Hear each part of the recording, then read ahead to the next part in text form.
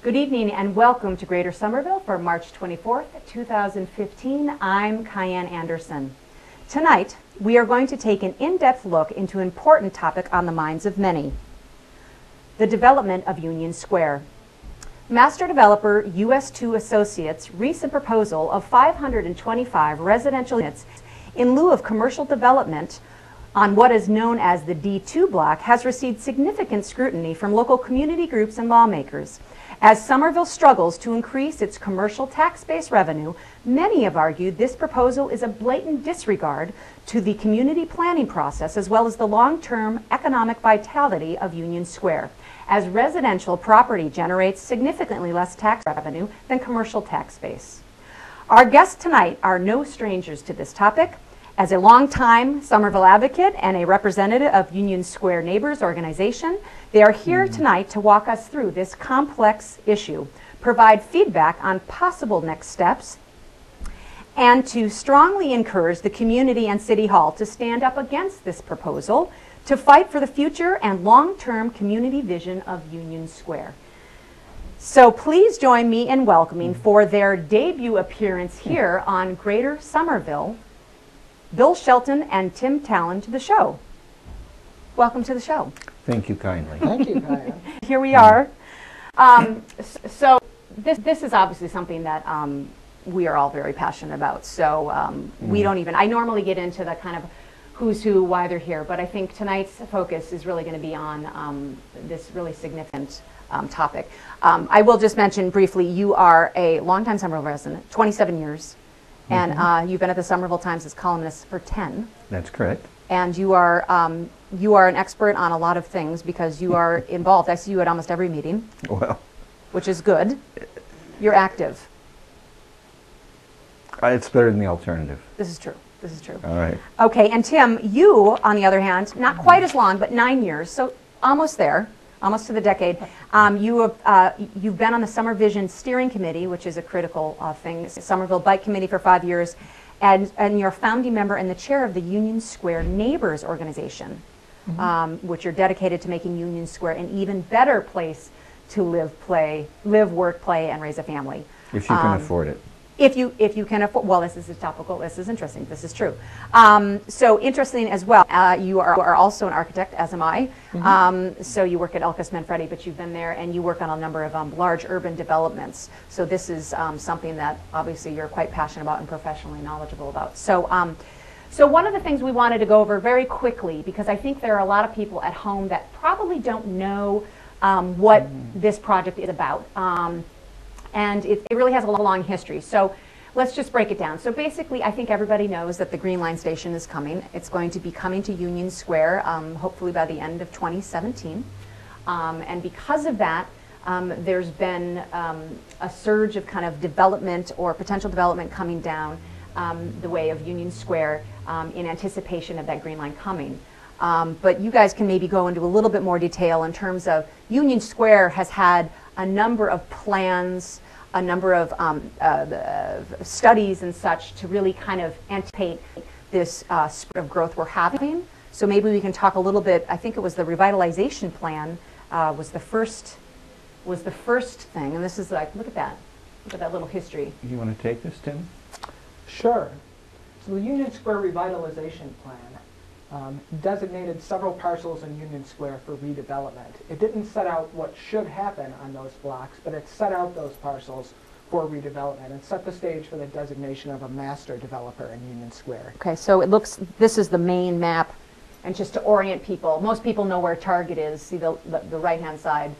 So this is essentially what you're talking about. They kind of designated the heights of buildings, you know, there were certain arts overlay districts and such.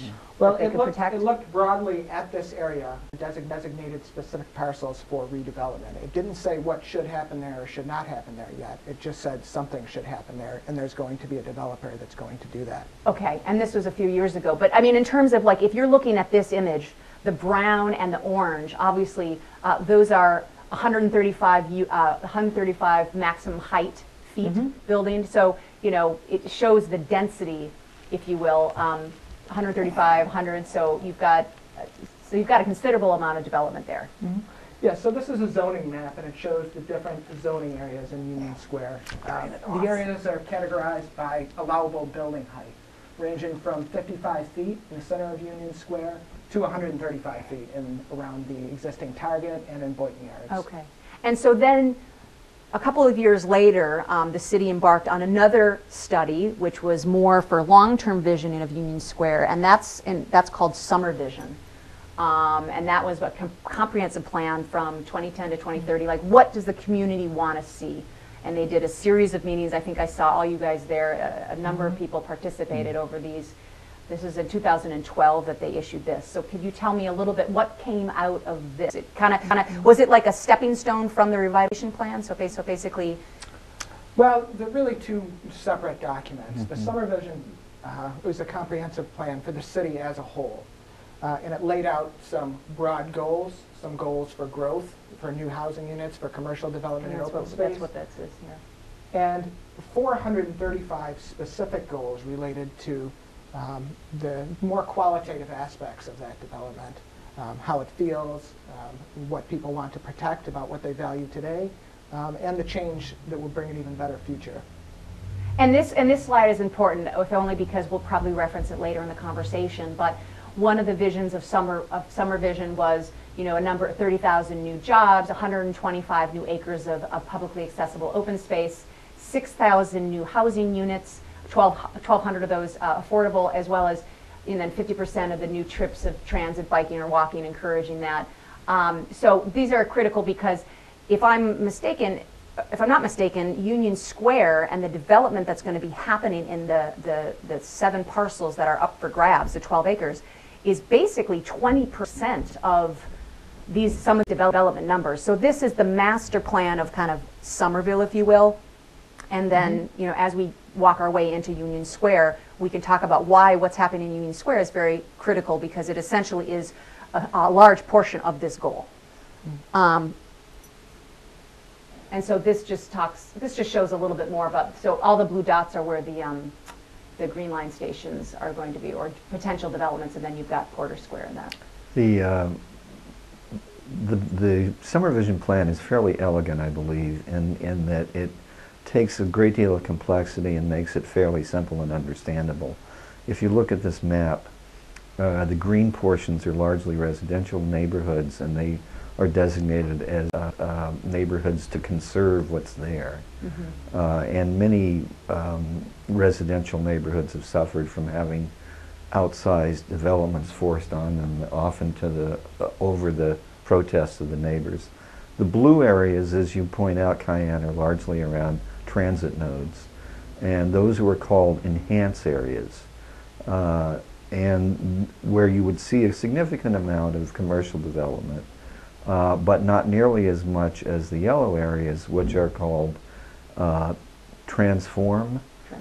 And those are like Assembly Square, Boynton Yards, I'm sorry, not Boynton Yards, partly Boynton Yards, Assembly Square, Inner Belt, Brick Bottom, where really major land transformations can happen. And by land transformations, I mean development that essentially changes the character of that neighborhood. Okay, but intentionally so in this case. But they're calling it out to be. Exactly. Let's transform. It doesn't have an existing character. It is something that, you know, let's create. Yes. A space. And that is indeed the place to do it. Exactly. Okay, so now we're going to zoom in a little bit on Union Square, and this, in fact, indicates, as we mentioned earlier in the show. You know, maybe Tim, you can kind of go over that there was the master developer that they actually came on the show, the 4 of them. But maybe you want to go over kind of what happened next? Sure. So this is a map of Union Square proper. And these are the parcels or the properties that were designated for redevelopment. The master developer is responsible for creating a plan for what will happen on these blocks, for replacing what is there today with something new. And it's about 12 acres approximately worth of land, correct? Yes. 12 acres of land. And specifically, you see the little T, obviously we all know what that is, so that's going to be where the Union Square station is. Up to the north of that, the reddish brown is the D2 block, as we're referring to this evening, and then down south of that is the D3 block. And those two essentially are straddling the station and are seen to be kind of the most ideal in terms of location for whomever goes there. And these are the subject of, this is the scrutiny as we are talking about. Maybe we can switch back to the camera view and we can go back to that in a second. But so basically the D2 block and the D3 block, US2 Associates, there was a goal, the city of Somerville wanted to select a master developer that would basically do an overlay of this entire area of those 7 parcels and the 12 acres of land, and to make sure that there's a cohesive and comprehensive plan that is reflective of what Somervision had set out, the community set out for, the city wanted. And so they selected, among many people from all around the country, they selected US2 Associates, Magellan Development Group. They selected them to then proceed with this. And so we've been going on, I don't know how, an intense amount of neighborhood meetings, continuing on this process, really talking about each of these parcels. What do we really need here? What do we see here from the folks that know it best, the business owners, the residents? And so I understand recently US2 Associates proposed what they were going to be doing with the D2 and D3 block because they are on the accelerated fast track of building because of the Green Line coming, and they don't want the Green Line to open with nothing around it. So you will notice there's a lot of deconstruction of existing sites in Union Square. So maybe one of you can talk about what it was that they proposed for the D2 Before we block. do that, I think we're thinking the same thing. I think so too. Shall I take it? Sure. All right. All 3 of the plans that you put up Yeah. specified the same number of new housing units. So the revitalization plan, Somervision, and in addition, the request for qualifications that solicited the interest of the various developers all set the new housing goal for Union Square at 365 housing units. That's not a lot, and in fact, a number of the lots, a number of the parcels that are already in Union Square are not suitable because of their size or configuration for commercial development. So those parcels will pretty much, the market will take care of getting to 365 units. And in fact, 60 units have already been approved at the sites of the Old Boys and Girls Club and the Coda Funeral Home. But specifically in the solicitation that US2 responded to, it said 365 units total for Somerville residents of all socioeconomic backgrounds. You want to tell them what we got? Well, a very uniform proposal targeted toward one specific demographic, 525 housing units on the D2 block.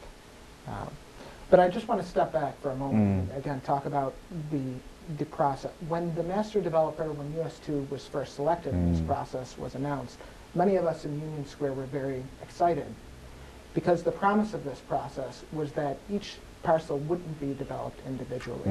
There was the potential to come up with a overall plan for these redevelopments. Rather than something piecemeal. Rather than something piecemeal that would have a balance of uses that in total would accomplish the community's goals for their neighborhood center.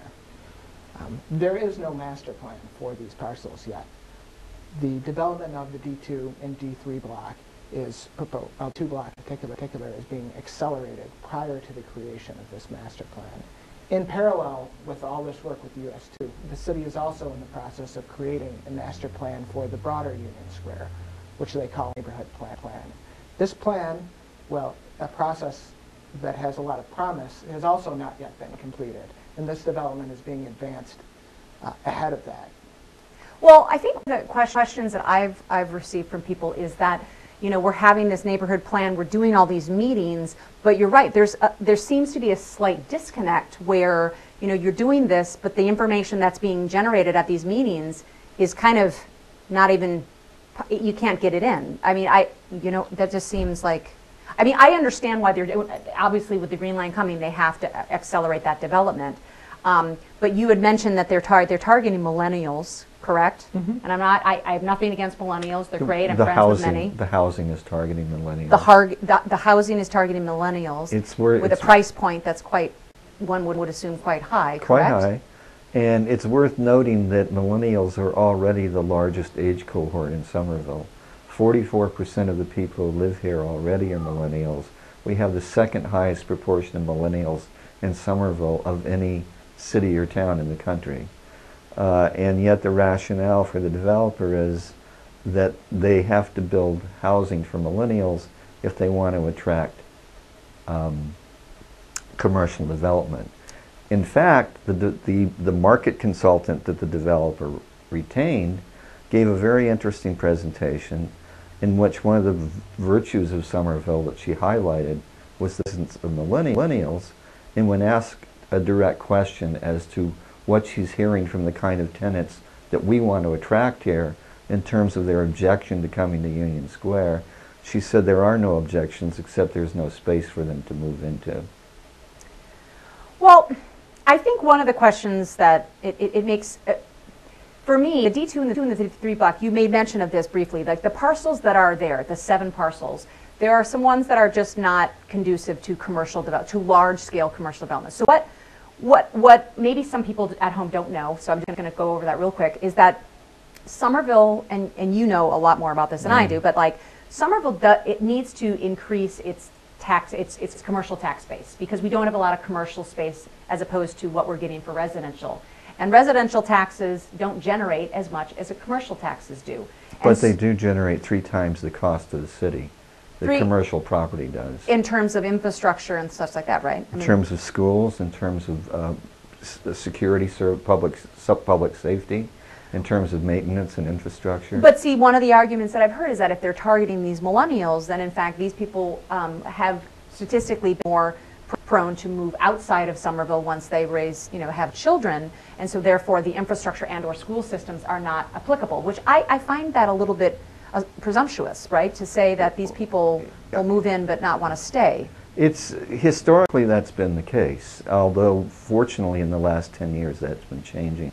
For many years, people who make their livings as professionals came to Somerville. When their kids would get to school age, they'd move to Newton or Lexington and sell their house and bid up the market price. But increasingly, those people are putting down roots, contributing to the community. I would consider Tim one of those people, and really in many ways making Somerville better. But people who've lived here all their lives and whose roots are here are being displaced. So the question becomes, let's assume that that's true. Let's assume that the rationale is, well, these millennials aren't going to cost us so much because they aren't going to have kids who we have to educate. Then what we're choosing instead is a community with weaker bonds, a community that's more transient, a community where the fabric of community is not as strong. So even if we assume that that's true, I personally would prefer a community where we have families. Well, could we also say too, and maybe you could professionally speak to this as well, like I'm wondering, the D2 and D3, there are a limited number of parcels that have a potential for large-scale commercial development, correct? So Yes. would you say that D2 and D3 are more, Yes. probably the most advantageous for that, correct? Residential buildings have a greater flexibility of adapting to different sized blocks and to smaller blocks. Typically, commercial buildings are larger and require larger footprints, so they need larger properties. And both of these are the 2 largest parcels in Union Square of these blocks. So to hold the largest potential. Mm-hmm. They can accommodate the largest commercial floor plates. Yeah, well, because everything's about the cube. Everybody lives in the cube, so it's all on. Anyway, sorry, I'm getting into my architectural stuff there. So what I found interesting in my research is that some of a really, like I said, we're trying to increase the tax base. Compared to Cambridge, because I know we don't like to say Cambridge versus Somerville, but there are a couple examples of Cambridge where there are 20, 24-acre sites that they decided to take advantage of in a more of a commercial way, and it's taken them over 20 years to build them, like University Park or Kendall Square, but they've had significant tax benefits from that, correct? I mean, like we spend, I was looking at a statistic, Somerville per person spends almost, like Cambridge spends almost 2 times as much municipal dollars per person than Somerville does. For every dollar per person Somerville spends, Cambridge spends $1.81. Yeah. I mean, that's right there is just that's a pretty strong statistic as to why, I mean, these types of opportunities And the need to tax be taken advantage of. benefits for the city are critical and very important. I think equally important is the opportunity for Somerville residents to work where they live. I think a lot of people travel outside the city to work, but would prefer not to. They prefer to be able to walk to work or be able to work within walking distance of their children's school. So it's important for that reason as well, to build a more complete neighborhood. Somerville has the worst jobs to workers ratio in the state, by far. I mean, it's not even close. Yeah, I actually have, you know what, I have that as a little slide. You just clued me in. I need to go back to my, oh, now see, let's see, let's do this. Let's do a little, we have a little technological, see, right there, that's the property types. Residential, 68%, commercial, 12. That's a strong little image, but that's not the one you're wanting to talk about. So local employment, I mean, this just kind of gives you an understanding of, you know, where we stand in terms of local employment. Somerville is the black line, Boston and Cambridge. And we've really decreased local employment in the 2000s. So those are all things that obviously this type of a development, 20% of the summer vision is in the Boynton Yards and Union Square areas. So we need to do this right, I guess, is my response, and everyone thinking there. Oh, and this is actually, that was taken from the US2 Associates proposal in terms of creating what they believe to be the long-term economic success of Union Square retail restaurants, having a place for people to work, which I thought. What would create the a little most success for Union Square retails and restaurants is the daytime population. Exactly, yep, no, I'd agree with that.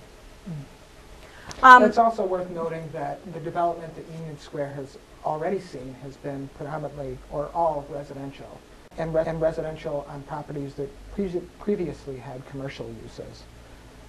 So, I mean, we need to get some more commercial. So here's the question, because some of you may or may not know at home, there is currently, because Somerville doesn't have enough going on, George Porakis and the team is working really hard on the Somerville zoning overhaul ordinance, which is now in front of the aldermen. They're reviewing it. Public comment process is going on right now, and that could significantly change the way people and developers build in our city. However, uniquely, the D2, D3, because like we said, they're accelerated.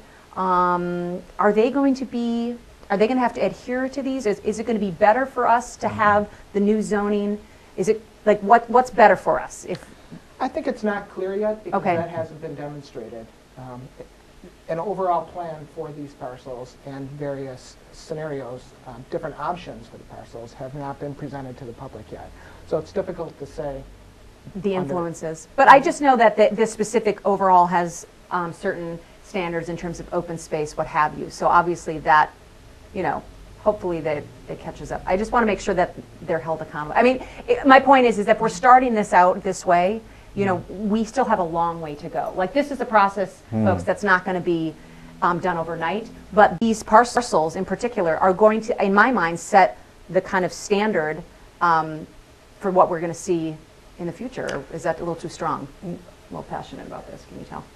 True. I think the reason why we're hesitating is because it's ambiguous on several dimensions. One dimension is we are told that the zoning will be adjusted to accommodate the neighborhood plan that emerges. Okay. Another reason is that when we take the zoning for a mixed-use district and we try and understand what can be built on it, again, it's not entirely clear. Tim did a very interesting exercise taking a parcel. One of the things that we were interested in, are we going to get more housing density or less? Do you want to talk about the analysis that you did? So the revisions to the zone ordinance are currently in their draft form. They're in the process of receiving public input and being revised by the city. But as it stands currently, the regulations that have been proposed would permit significantly greater residential density on mixed-use parcels in the commercial of Union Square and in Boynton Yards and on these parcels next to the future Green Line stop. So it would actually be more residential. Tim did an exercise where we took a typical parcel that I was saying earlier cannot accommodate large commercial development. For example, in this case, it was the Monroe Muffler property, and found that under the current zoning, it would accommodate 22 units of housing. Under the proposed zoning, it would accommodate 42 units of housing. So that's a whole other thing to look at once the zoning comes. We've only got a couple more minutes yet, so I just want to get over a couple of items because there's just really so much to talk about in so little time. On a good note, I guess, on March 12th, the Board of Aldermen passed a resolution that was against the US2 development plan for the DS2 and D3 blocks in a nearly unanimous vote. And so I guess I would throw this question to you in the few minutes we have left. Like, so that's happening. What else can be done? What are your recommendations for next steps? I think it's important to make sure we get it right on these parcels. They're the gateway between the future Green Line stop and the center of Union Square. And it's important to take the time to get it right. We need to take the time to get a plan in place, an overall master plan for Union Square, and an implementation plan for the redevelopment parcels that will give residents and businesses the comfort that their goals for the future of their neighborhood and community will be realized. Yeah, I would call upon the mayor to take the kind of leadership that the Board of Aldermen took, and that is to declare whether he supports or does not support the US2's plan. I think it's kind of unfair. It would be unfair to let US2 to go on very far in terms of its own planning if, in fact, what it wants to do simply isn't going to happen. And the Board of Aldermen could choose to make it not happen by altering the zoning. Oopsies, I had a little snafu there. Yeah, no, no, that's a very good point. So I guess what I'm going to say is that I'm going to say this in my end. I want people to get involved with this, but it really is a complex issue, and I think a lot of people are intimidated by it, the amount that is going on in Union Square. So if you want to get involved in a community group, you've got Union Square Neighbors. You can go to unionsquareneighbors.com. All this information will be on our website, so you can check it out there. I would also encourage people who want to be activists to check out Union United. Union United and Tim's group composed an op-ed that is running this week in the Somerville Times and last week in the Somerville Journal. Union United's primary focus right now is to negotiate a community benefits agreement with the developer. Can get that done. And the mayor has nominated a group or appointed a group of residents and business owners in Union Square called the Union Square Citizen Advisory Council. They have a website, unionsquarefutures.org. Okay, with we'll additional check that out. information as well. Excellent documentation on that site. Okay. Well, I'd like to thank our guests, Bill Shelton and Tim Talun, for coming down to Greater Somerville to share their thoughts on the latest US2 Associates proposal for Union Square. I would encourage all of you who care about the vitality and future of Union Square to get involved with this discussion. Get in touch with Union Square Neighbors, Union United, or the Citizens Advisory Committee, and voice any concerns you may have to City Hall while changes still can be made.